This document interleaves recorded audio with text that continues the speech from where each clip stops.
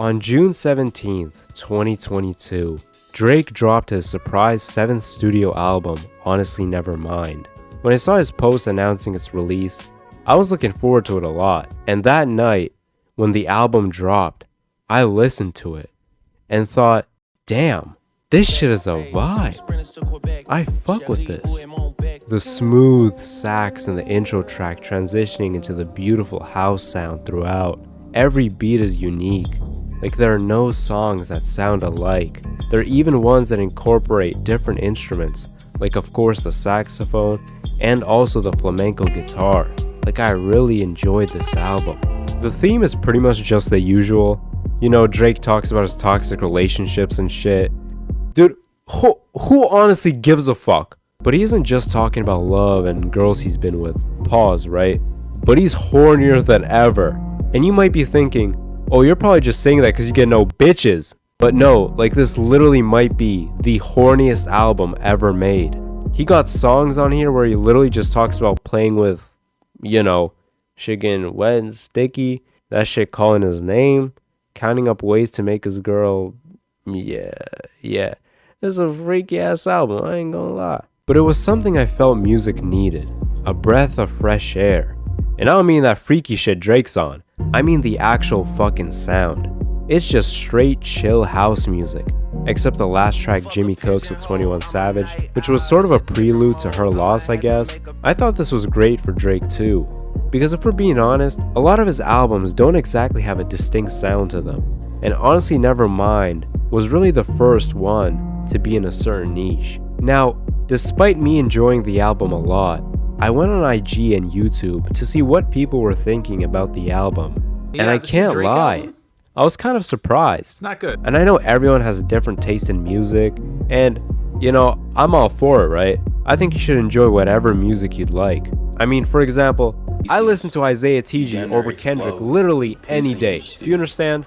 But the crazy thing about Drake's Honestly Nevermind is that despite the internet always arguing about literally everything and never agreeing on anything at all, this album brought everyone together and had every human being on the fucking planet agreeing in perfect harmony that Honestly Nevermind is fucking garbage. This is not the sound of like some wild EDM festival or anything like that. Really more of a sad solo dance party with you DJing for yourself off your laptop speakers. Like, it was truly a sight to behold. Drake really made everyone come together to shit on his experimental dance album. I didn't see nowhere near this much hate for Certified Lover Boy, which was objectively fucking ass if we're being honest, besides a few tracks, and it quite literally had the worst album cover of all time.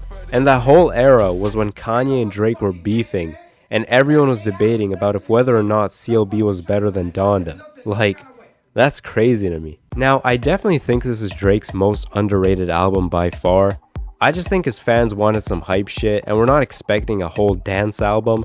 I mean, I didn't either, but I was still open to hearing an entire project consisting of this sound because I liked what he did with the genre before on his previous records like Views, More Life, and even CLB. Okay, so you may think that I'm just glazing Drake right now, but like I said, right, I haven't been the biggest fan of his other more recent work, like of course Certified Lover Boy and Scorpion, besides a few tracks here and there, though I still think those two albums are borderline unlistenable from front to back. And even as one of the 5 people on the planet who is a proud Honestly Nevermind enjoyer, I gotta say, it does have its fair share of flaws.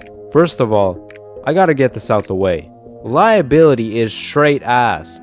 And you know, I like to be objective and shit, but it really has zero redeeming qualities.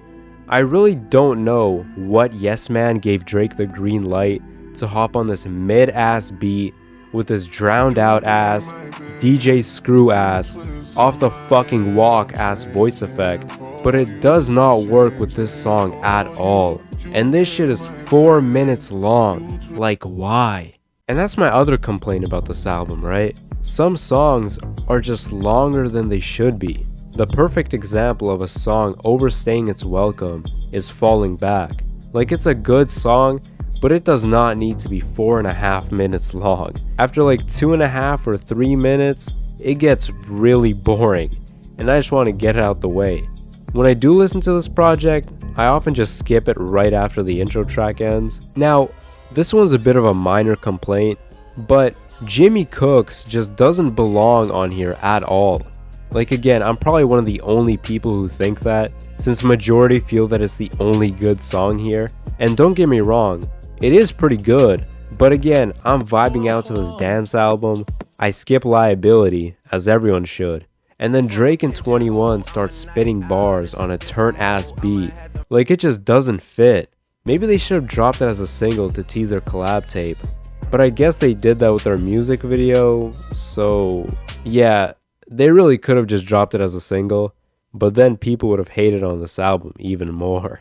Now if you're somebody who hated this whole album when it first dropped, I suggest you go back to it and give it another go, and maybe try a different setting. Like this is a fact, some songs and projects really hit different depending on the mood and setting. Like those factors can really change your entire perspective on certain music. Like try putting Honestly Nevermind on when you're in your feels or when you're thinking about life. You got a little sunset or late night vibe going too, and who knows, maybe you start fucking with it. I do really respect Drake for not dismissing it after the backlash though. Like any other rapper would have let that shit get to their heads and drop an EP the next week saying how the album was a miss and how it won't happen again. You know how it is sometimes. But Drake kept pushing it. He said some shit like, oh yeah, it's all good if you don't get it. The fact that bro can really experiment with whatever genre and drop whatever kind of album he wants is really fire to me.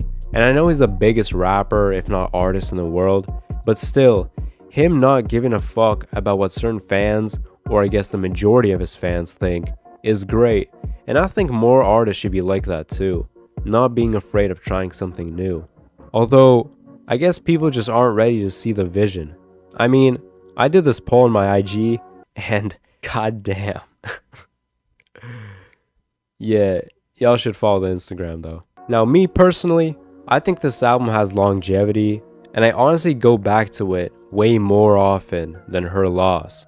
Cause bro, I feel like the two-sided coin of Drake, you know, the pop singing and crying about hoes Drake, and the rap, spin your block and send my shooter to your house Drake get kinda stale.